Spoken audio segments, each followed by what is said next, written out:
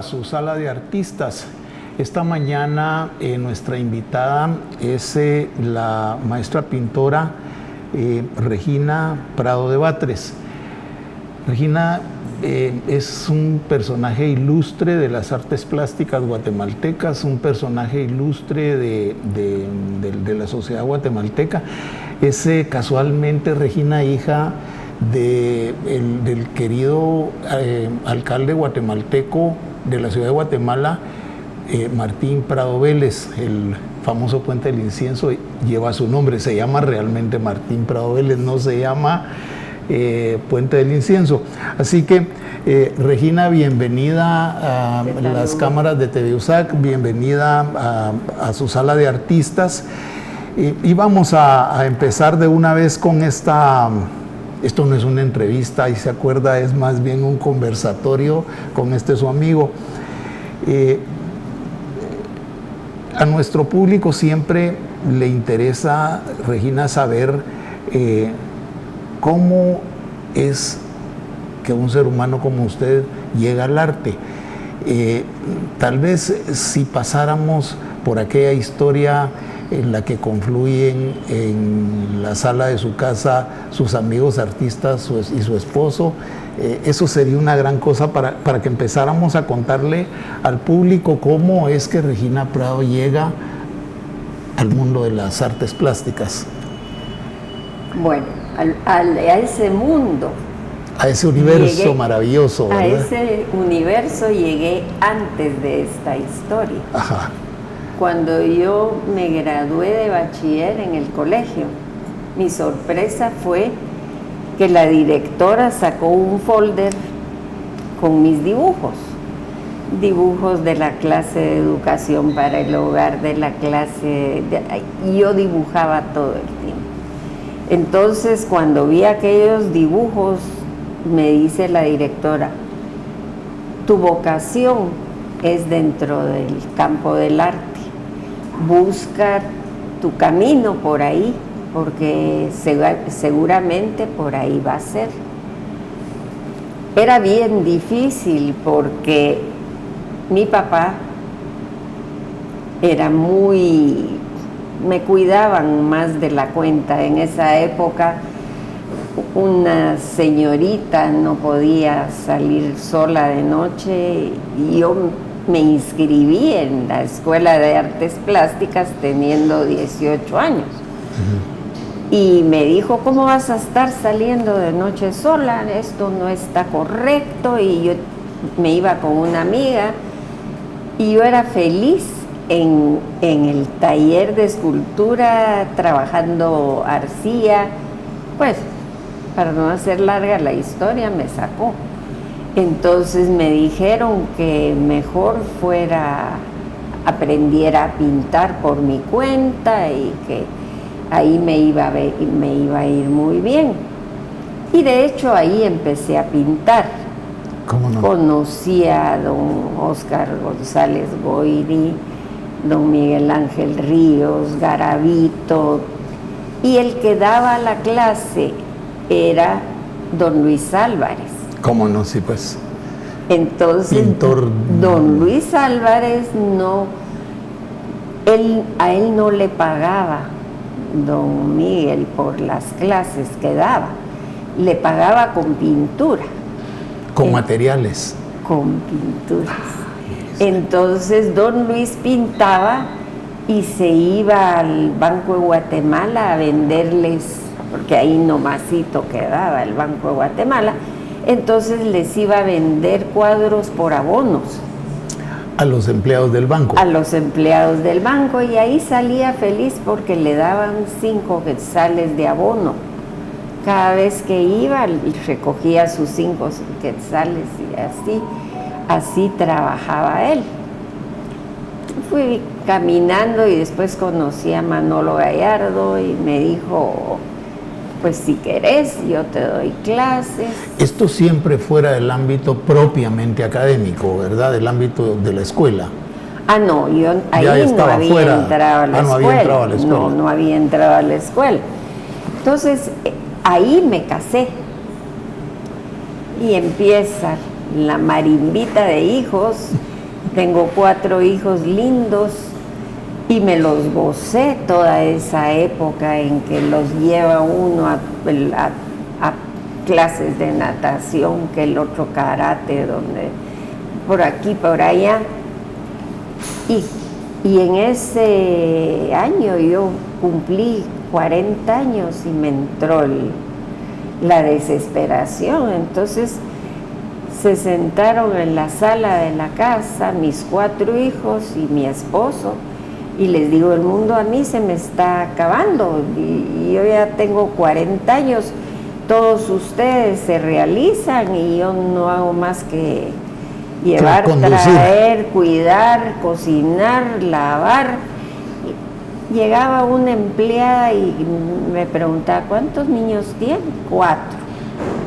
Al día siguiente ya no regresaba por el trabajo, pues sí era trabajo duro, pero entonces me dice mi esposo, ¿y qué es lo que pretendes? Pues quiero ir a la Escuela de Artes Plásticas.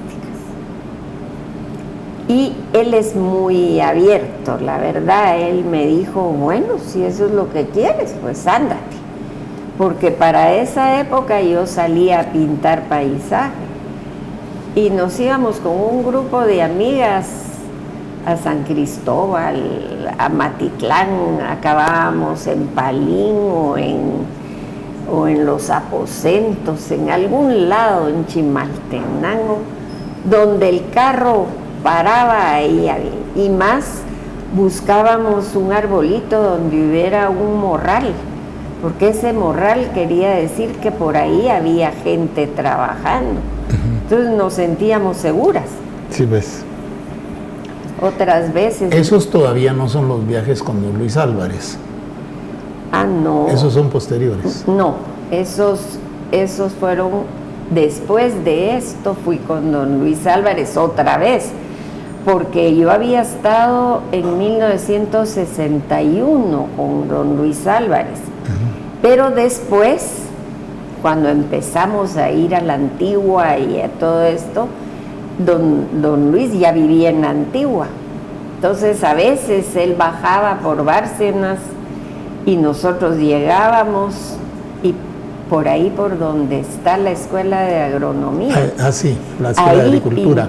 Ahí pintábamos paisaje un montón.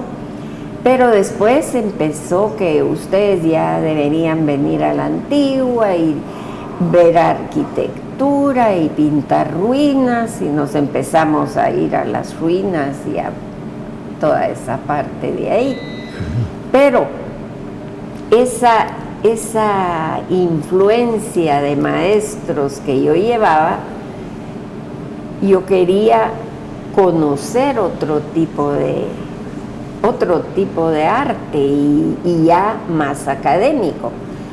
Entonces pues fue que hablé con mi familia y me dijeron, bueno, ándate a la escuela. Y yo salía de mi casa a las 4, llegaba a la escuela y 6:30 me iba de regreso a la casa, porque tenía que verla terminada de deberes, cena. Como dicen ahora, se ponía en modo mamá. Ahí cambiaba canal y me regresaba, pero me regresaba renovada, porque en la escuela ya, bueno, para comenzar, llegar una señora de 40 años a la escuela era algo un poco insólito. Entonces mi hijo me decía, mamá, ¿y a ti no te da vergüenza ir a la escuela donde los alumnos son de mi edad? A mí no me daba vergüenza, la verdad. Le daba al contrario mucho gusto, de seguro. Me daba gusto, y llego a la escuela y el director era el maestro Quiroa. Me dice, ¿y usted qué se le ofrece? Pues quiero estudiar aquí. Usted, me dice, ¿qué quiere hacer aquí? ¿De veras quiere venir a estudiar aquí? Yo sí. Entonces me dijo, usted ya es alumna de la escuela, pase adelante. Ah, y ahí por 5 años, ya no falté un día. Entonces, sí. ¿Quiénes son sus influencias más notables en ese momento? ¿Con quién tiene más cercanía de los maestros más ilustres de la escuela en esa época? Dagoberto. Con don Dagoberto Vázquez. Así es. Y a Manolo lo conoce en la escuela también. No, Manolo me dio clases particulares, digamos. Particulares, sí. ¿Cómo no? Sí, pues. Manolo llegaba a mi casa, éramos amigos y con Manolo estuve 7 años trabajando. Ahí me casé y entonces él había sido compañero de colegio de su esposo, de mi esposo. Entonces llegaba a la casa, la verdad. Pues amigo de los dos. Amigo de los dos, sí. ¡Hala, qué bueno! Mire, Regina, hay en su trabajo la indudable presencia, en lo que estamos viendo en el fondo de pantalla, hay la indudable presencia del trabajo de la mano y del magisterio extraordinario de Dagoberto Vázquez. Nos cuenta sobre sus influencias, ya que hablamos de Manolo y de Dagoberto Vázquez. Sí, la verdad, a mí el trabajo de don Dago me fascina. Y al llegar a la escuela, él daba composición. Tomé la clase de composición. Pintura 1, pintura 1, pintura 2, pintura 3.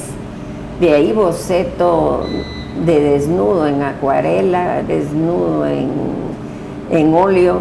Pasé por todas las clases que él daba. También con don Neto Bech, con Zipagná de León. Sí, pues tuvo maestros ilustres realmente, ¿verdad? Es que era una maravilla la escuela. Un momento maravilloso para la enseñanza de las artes plásticas en el país, ¿verdad? Pues aprender realmente la base para un artista es un privilegio recibir clase con todos ellos ahí. Entonces, Carlos Chaclán. Sí, pues, hombre. Sí. Carlos es otra cosa también maravilloso. Vamos a tenerlo aquí primero Dios un día de estos. Sí. Sí. Bueno, la cosa es que empecé y ahí estuve 5 años. Entonces me decía, usted no puede trabajar una figura humana si no conoce la estructura de un cuerpo. Entonces yo me quedaba después de clase con la modelo Yolanda y los cuadros que yo iba a hacer posiblemente antes habían sido dibujados varias veces con el cuerpo de Yolanda. Entonces él se jubiló y me dice, mire Regina, a usted le quedan clases de aquí de la escuela. Me quedaba muralismo y me quedaba grabado, que estaba pendiente todavía. Entonces me dijo, si quiere venga hacia el taller conmigo y yo le termino de dar los cursos. La formación, un magisterio con una exigencia académica poco común el de ese momento de la historia de la enseñanza de las artes plásticas en el país, ¿verdad? Es decir, yo no quiero decir que los maestros de ahora no son buenos, deben serlo, ¿verdad? Pero sí. Digamos que si uno retorna en el tiempo y digamos que contrasta los nombres con los trabajos, indudablemente el trabajo representa a esta gente de una manera magistral, ¿verdad? Eran autores extraordinarios ellos realmente, ¿verdad? Yo celebro mucho que usted sea alumna de estos grandes maestros, pero entonces quiere decir que hay, digamos que en el inicio de su carrera, la influencia indudable de don Dagoberto Vázquez y de Manolo Gallardo. ¿Quién primero? Manolo, porque es, digamos que cronológicamente el que llega primero a su vida, ¿verdad? Hay trabajos de esa época. Sí. Y sí se ve efectivamente terrible. El trabajo de la mano de Manolo ahí. Terrible. Es que Manolo venía de San Fernando, ¿verdad? Usted era en ese momento de nuestros ahí artistas. Fue donde me mató, porque llegó y sacó un papel enorme y me dice, esta fue mi entrada a la escuela de San Fernando, fue mi examen de admisión, un discóbolo que podía morir yo al ver eso en Carboncillo. Entonces me fui a recibir clases con él, pero ahí pasábamos tardes enteras haciendo bodegones. Me ponía una botella de agua junto a una copa de cristal con un trasto plateado en un mantel blanco, y ese era mi reto, hacer un cuadro con todo blanco, o me ponía flores, hombre, eran cada día una tarea diferente. Estudios de color terribles. Terribles. Y digamos, ya en la escuela era otro ejercicio, porque Cipaná daba la clase de experimentación artística, entonces ahí teníamos que hacer los óleos, la pasta. Me acuerdo que con botellas de Coca-Cola, con lo que había, molía los pigmentos, claro. Los mezclaba y ya tenía su... Así es, y había que hacer el cuadro del examen final con los óleos que uno había preparado, pues. Una formación maravillosa, ¿verdad? Increíble. Que no, increíble. Que los muchachos ahora, desde lo virtual, difícilmente van a conseguir tener, ¿verdad? Es decir, no es lo mismo tener el material y tener que triturarlo y hacer todo el proceso y después pintar con él.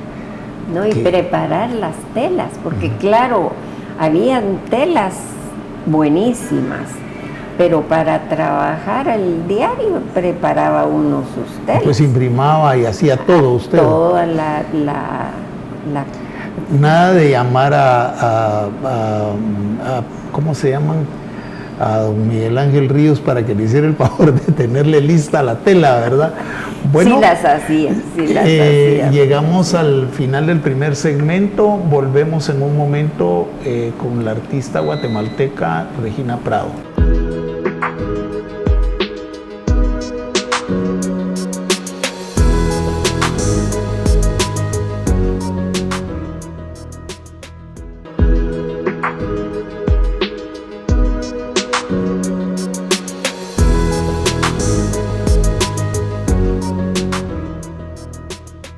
Bienvenidos de nuevo a su sala de artistas con Regina Batres, nuestra invitada de esta mañana, que es licenciada en arte por la Escuela Superior de Arte de esta prestigiosa casa de estudios, que por cierto cumple 348 años la universidad nuestra ya se da usted cuenta, la única universidad pública que da acceso a la educación gratuita a los guatemaltecos. Nos cuenta, no brevemente, como salga, su formación en la Escuela Superior de Arte. ¿Cómo llega Regina Batres a la Escuela Superior de Artes? ¿Qué la provoca para venir? ¿Quiénes son los instigadores del proyecto en usted? Bueno, parte de más atrás, creo yo. Yo crecí, mi papá era graduado de la San Carlos. Mi hermano ya estaba en esa época en la San Carlos. El arquitecto Antonio Prado. Sí, él ya era arquitecto. Mi hermana chiquita, yo soy 10 años mayor que mi hermana, y ella ya se había graduado en la universidad también, Y yo me acuerdo que mi papá nos decía, si tú estudias, sales adelante. Eso era el pan nuestro de cada día, ¿verdad? Si Principio no estudias, familiar. estás perdido.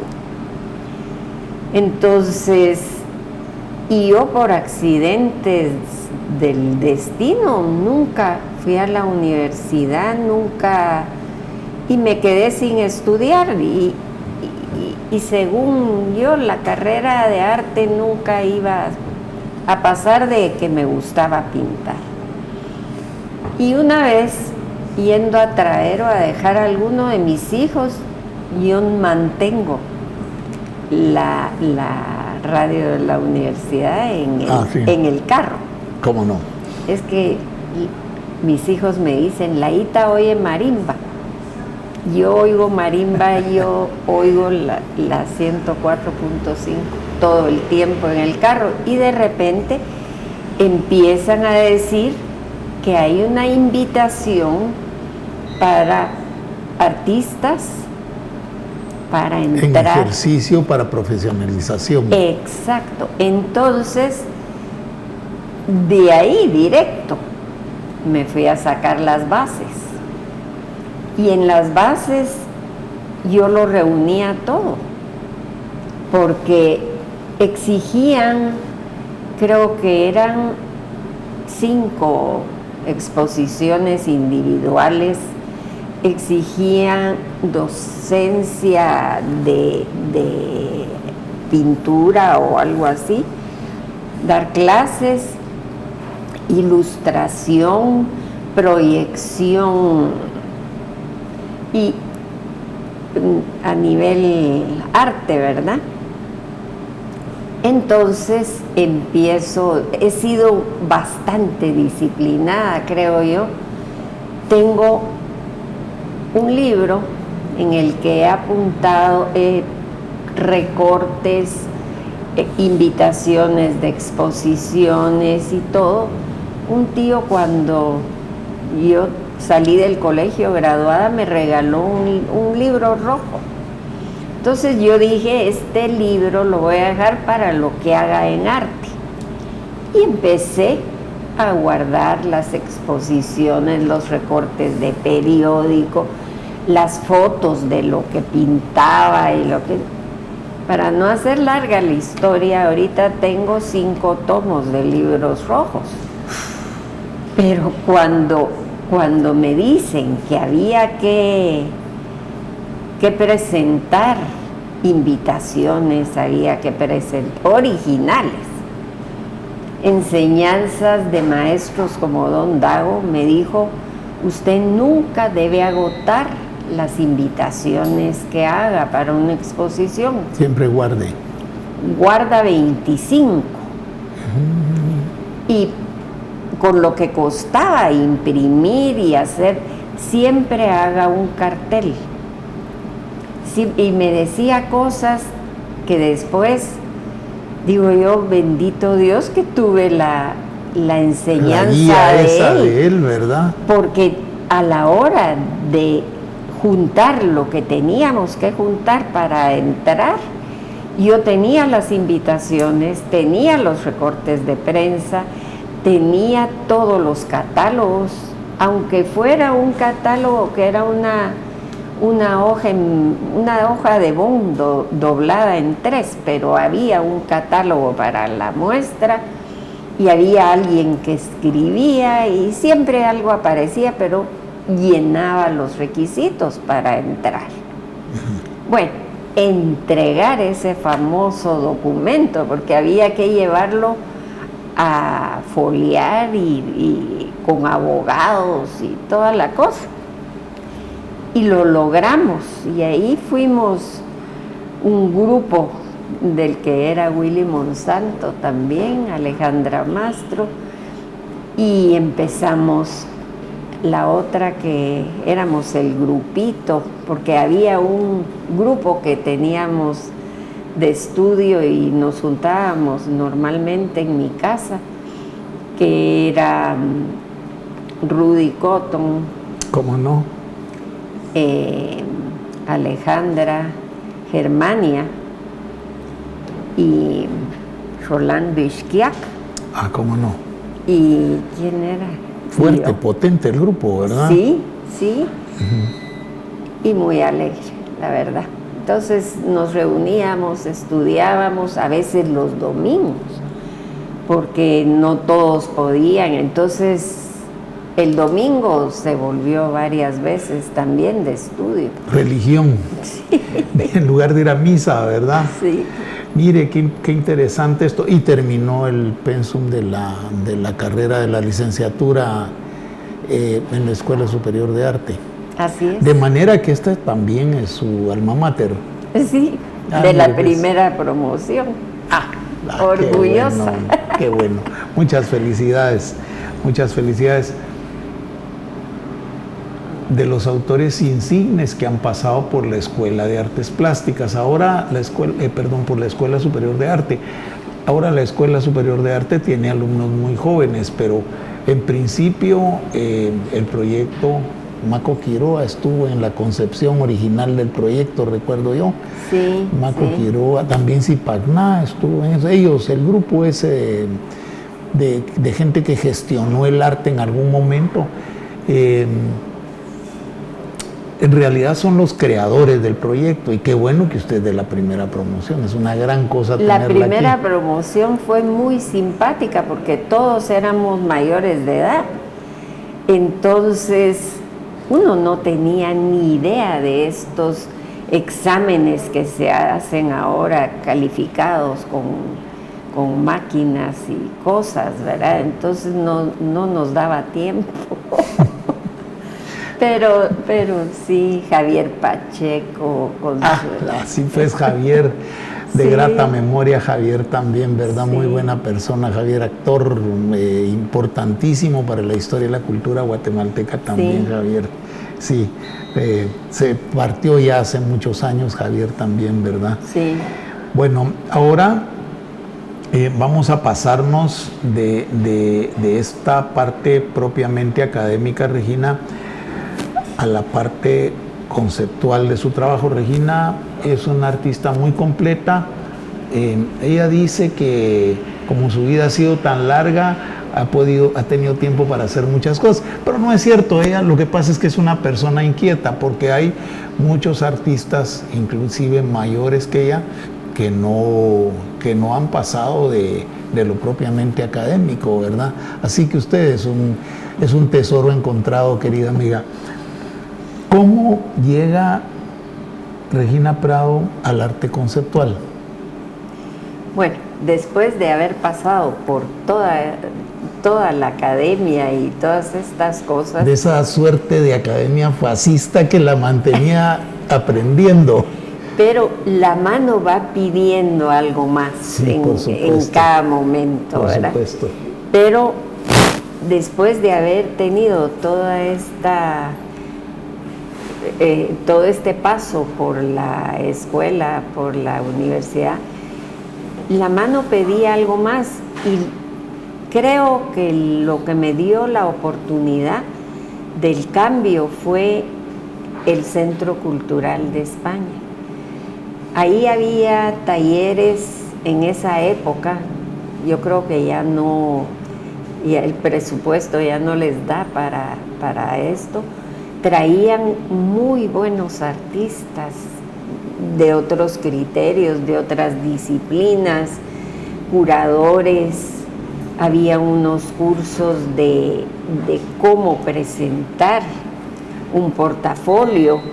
Entonces todo eso empieza a ser un lecho para un tipo de arte diferente. Para la transición al arte conceptual, digamos. Porque yo no quería cambiar copiando a otros artistas que ya iban adelante de mí, ¿verdad? O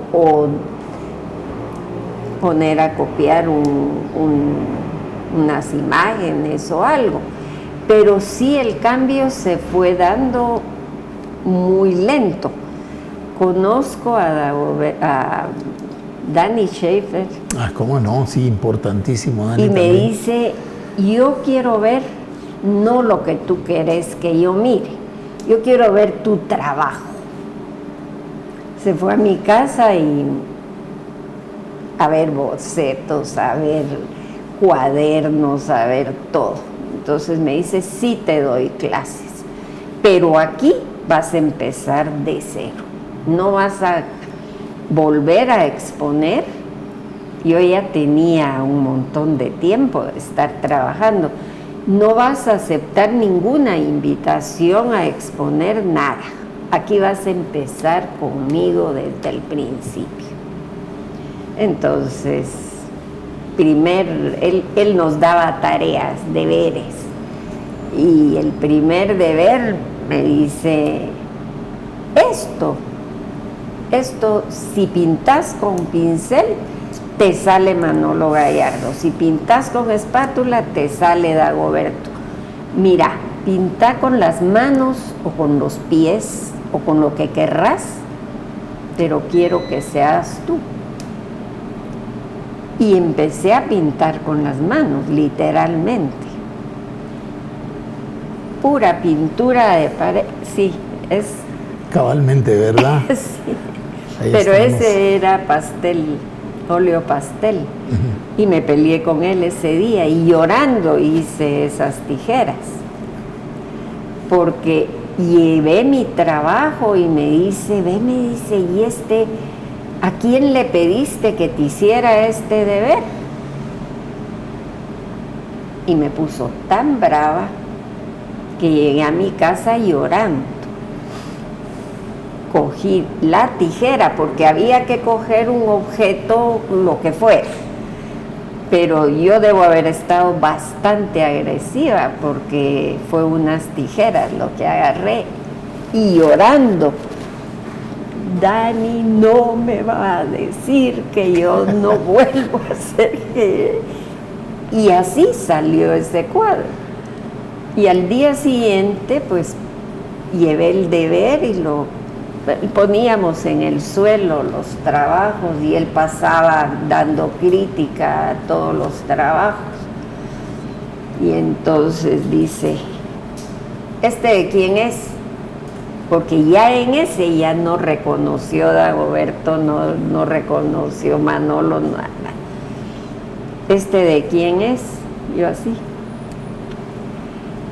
Entonces, mira, chula, enmarca porque es lo mejor que has hecho en tu vida.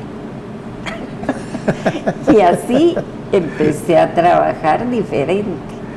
Pero el cambio se fue dando muy sutil. Duro en la crítica, pero exigente, académicamente exigente, ¿verdad? Era igual que Don Dago, pues. Eran 3 maestros entre Manolo, Don Dago y Dani. Los 3. Entre los 3 sacaron al artista que había adentro. Sí, pero a palos la sacaron.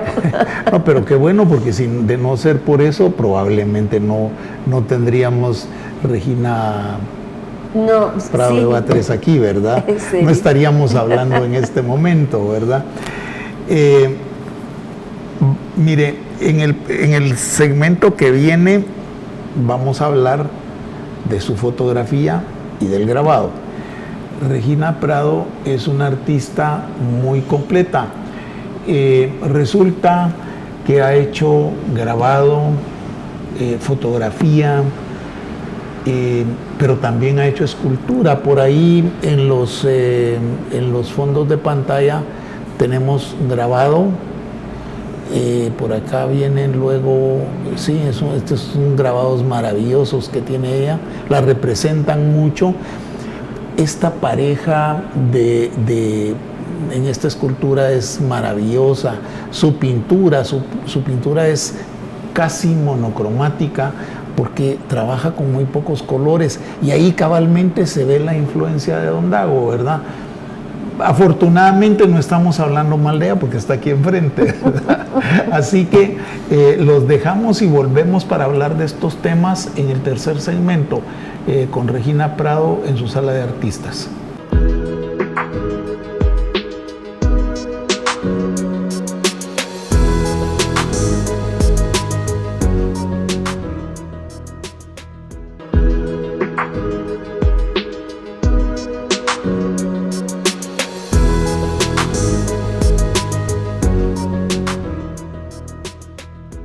pregunta en el tercer segmento de esta sala de artistas con la artista guatemalteca Regina Prado de Batres. Nos quedamos, Regina, en que íbamos a hablar en este momento de la parte esta del grabado, cómo es que Regina Batres es una artista tan completa. Indudablemente todo ese magisterio de Don Dago y de Manolo Gallardo, también de Dani Schaefer, es, digamos, lo que es como la columna vertebral de su formación, es indudable esto, ¿verdad? Y luego, pues, esta parte que usted nos contaba al final, en la que la cooperación española nos trajo todos esos artistas. Esto es por entre el 85 y el 90, ¿verdad? Por ahí está ubicado en el tiempo ese... más largos, 2000. Ah, sí, sí. Sí. Yo recuerdo que la cooperación española empieza a hacer trabajos de carácter cultural en Guatemala más o menos en el 85, pero probablemente en el área de literatura. Es probable que en artes plásticas sí sea, bueno, es 2010, sí. 2000, por ahí. ¿Cómo no? Bueno, yo quisiera que usted nos hablara de todos estos temas, de su formación como escultora, de su formación como grabadora, de la pintura es de lo que más hemos hablado, pero creo que a nuestro público le gustaría saber qué hay detrás de estas otras disciplinas, cómo Regina Batres en algún momento fusiona lo conceptual con el grabado, por ejemplo, ¿verdad? La verdad, yo creo que todo lo que yo aprendí en la escuela, en la universidad, es la disciplina lo que me llevó a tener esta caja de herramientas que fue para mí todos los maestros, porque al estar trabajando ya más libremente y en arte conceptual, pues echo mano a lo que me pide el proyecto. Un proyecto lo planifica uno y entonces lo que me iba a servir para ese proyecto, como fue el de la ciudad de Guatemala, eché mano al grabado. Pero donde entra el concepto es, yo estampé los grabados en planos, entonces era el caos o los contrastes urbanos entre el desorden de crecimiento y la planificación original. Como un ingeniero, un arquitecto planifica, hace estudios, y el desorden del crecimiento, que no es que sea solo Guatemala, toda ciudad en crecimiento. Como que se desbordó. Se desborda. Entonces lo que hice fue regresar al centro histórico, hacer investigaciones, y este proyecto tallé en MDF 9 planchas de grabado, ¿verdad? En lo que era para mí cada 20 años el crecimiento. El proyecto de grabar la ciudad, digamos, el crecimiento urbano de la ciudad. Así es, desde cuando había... El descrédito del crecimiento, más bien. El descrédito de lo que mi papá hablaba, del plan regulador. Pero había... yo vivía aquí en la entrada de Lodebrán, y ahí había postes de madera para pasar un alambre o 2 o 3, ¿verdad? En un poste de madera, y tal vez un tanque elevado por allá donde había una pila para... Pero ese fue mi primer plancha de esa época. Después ya lo que fue el primer edificio de 3 pisos. 3 pisos era algo insólito, Sí. ¿verdad? Y eso, así empezó a crecer la ciudad. ¿Se acuerda aquel edificio Castejón en la 12 Avenida y 9ª Calle, que era de las cosas grandes, de 3 pisos cabalmente, Claro. ¿verdad? 3 pisos era Sí. lo ya muy grande. Sí. Pero de ahí brinca al Banco Industrial, que fue increíble la construcción de las torres del Banco Industrial en la zona 4. Eso es como en 1984, ¿verdad? No, antes. Las torres del Banco Industrial, Sí, como 70. donde está enfrente el monumento de Max Leiva. Sí. Sí, digo yo que 84, porque yo estrené el edificio, tuve una oficina ahí y fue en el 86. El edificio era nuevo. Había cabalmente, estábamos en el mismo nivel con el papá de Willy Monsanto. Entonces sí, debe ser por esa época, digo Sí, yo. pues. Primero había sido el edificio de finanzas, el centro cívico, que fue, digamos, lo que empezó a modernizar la ciudad, porque esta era una ciudad colonial y francamente, con todo lo que la añoranza nos lleva hacia atrás, la verdad es que en algunos aspectos muy fea, ¿verdad? Y el centro cívico le vino a dar un nuevo carácter por completo a la ciudad, Claro. ¿verdad? El trabajo de esos arquitectos y de los ingenieros ilustres No, que trabajaron ahí, ¿verdad? y poner arte. Sí, eso Porque fundamentalmente. ahí están los murales de finanzas, de la municipalidad, Carlos del Mérida, Banco de Guatemala, don Guillermo Grajeda Mena, don Dago, don Dagoberto Vázquez, Efraín, don Roberto. Sí, don Roberto González, sí. Es invaluable el Y ahí trabajo, están, el trabajo urbano que hay ahí, ¿verdad? El trabajo de arquitectura Claro. fusionado con el arte que hay en el centro cívico, ¿verdad? No está terminado el centro cívico todavía, hay partes que falta por integrar, ¿verdad? La parte esa donde está el ferrocarril, que ya es algo obsoleto, porque el ferrocarril no existe, ¿verdad? Sería bueno que el Estado recuperara ese espacio para seguir haciendo crecer el centro cívico, tan bonito el lugar, ¿verdad? Sí. Pero bueno, su escultura, usted llega a la escultura seguramente, o esa escultora, por tanto, fue alumna de don Dagoberto Vázquez seguramente, ¿o no? Sí. Sí, ¿verdad? Ujú. Y anécdotas que nos pueda contar, que nos pueda referir brevemente de su paso por la escuela con don Dago y su relación con la arquitectura.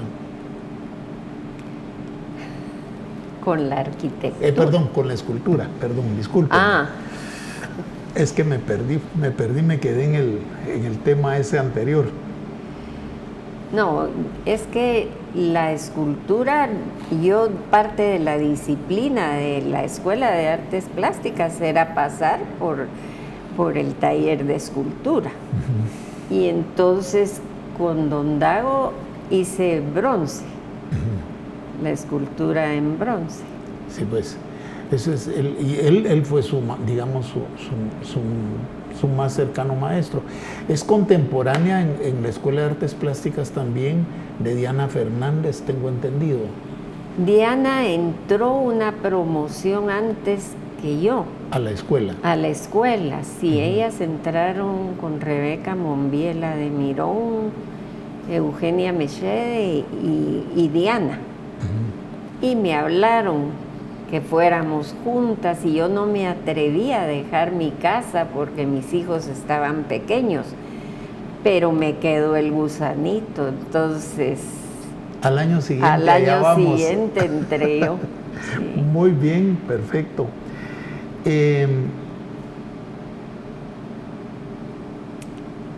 Regina Prado tiene un trabajo cabalmente del que estamos hablando en una exposición abierta en este momento en la Escuela de Artes Plásticas, en la ENAP, a la que los invitamos muy cordialmente.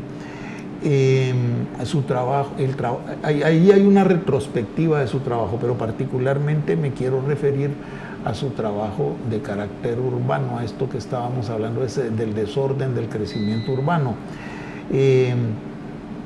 Tiene ahí un trabajo conceptual muy bonito en el que en un plano de ingeniería o de arquitectura aparece cabalmente, sobre ese plano aparece un grabado del desorden urbano, de eso de lo que estamos hablando, de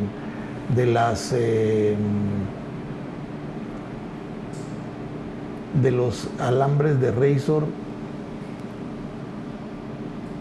llenos, contaminados con bolsas plásticas, la contaminación visual, de los cientos, de los miles de metros de cable en uso y que también de alguna manera por gusto aparecen en las calles de la ciudad de Guatemala, en los postes de la ciudad de Guatemala. ¿Sería tan amable de enseñarnos algo de lo que tenemos ahí? Usted tal vez más bien, Regina, porque usted es quien sabe de lo que quisiera que viéramos, pero a mí me gustaría mucho que si aparecen aquí los planos, esos en los que están calcados los grabados conceptuales, esos nos hiciera el favor de mostrárselos al público. La cámara de ahí arriba nos va a hacer el favor de... No están muy grandes. No importa. Chiquitos. No importa. De lo que se trata es... Pero digamos que es más o menos esto de lo que estamos hablando. Estos son los grabados y fueron realizados sobre planos de ingeniería y de arquitectura. De manera que, por un lado, está la seriedad académica y técnica del trabajo ingenieril y de arquitectura, y por otro lado está la denuncia del desorden al que nos ha llevado el crecimiento de la ciudad. De las cosas más importantes y maravillosas que hay en esta exposición. Por supuesto, están estas pinturas maravillosas, fuertemente influidas por el trabajo de don Dagoberto Vázquez, pero que por supuesto en las que aparece la mano magistral de Regina Batres, de Regina Prado, no es que sean trabajos de don Dago, son trabajos de Regina que tienen la reminiscencia del trabajo y del magisterio de don Dago. Regina, estamos a punto de terminar con esta convivencia con usted. Yo quisiera que brevemente nos contara cómo es que su escultura conceptual llega a aparecer en un paso a desnivel, por ejemplo.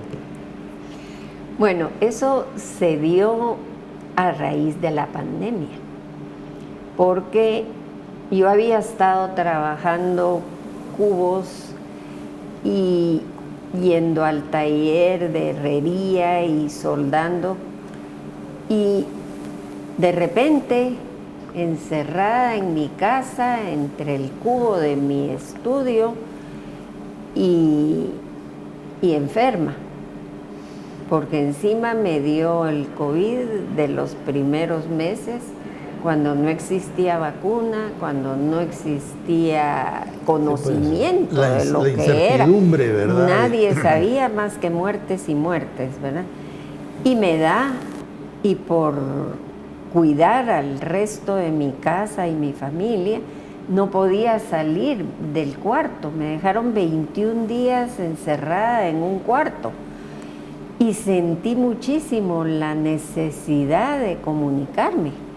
Entonces empecé a trabajar en línea, a aprender a usar el Zoom y todas estas cosas. y me invitaron a participar a un grupo de artistas en América del Sur. Y yo creo que eso fue mi bendición, porque la verdad las comunicaciones para mí se volvieron totalmente indispensables. Lo virtual se volvió fundamental, Claro, ¿verdad? claro. Para cubrir esa necesidad de convivencia, esa necesidad orgánica que tenemos los seres humanos de relacionarnos De con los relacionar. demás, ¿verdad? Pues entonces fui a la mesa de mi comedor a hacer bolitas de papel periódico y los amarraba con hilos rojos y hacía mis conexiones con papel periódico, y después empecé a coser con los hilos las conexiones, y en esas andaba cuando me llamaron de la municipalidad para invitarme a hacer un mural en un paso a desnivel. Y qué mejor que sacar las conexiones. Tenemos Eso la fotografía, no hay, tenemos, ¿verdad? No no tenemos lamentablemente la fotografía tengo. del mural de Regina Abad. Está En la 31 calle y Atanasio Sur. Pues, bueno, pues ahí, cuando pasan por ahí, se acuerdan de... Entonces lo trabajé en tubos galvanizados, rojos. Entonces esas mismas conexiones las llevé a 220 y pico, 240 metros de pared, que era una bendición tener esa cantidad de pared ahí. Metros cuadrados solo para usted. Pero ya estando ahí fue maravilloso, porque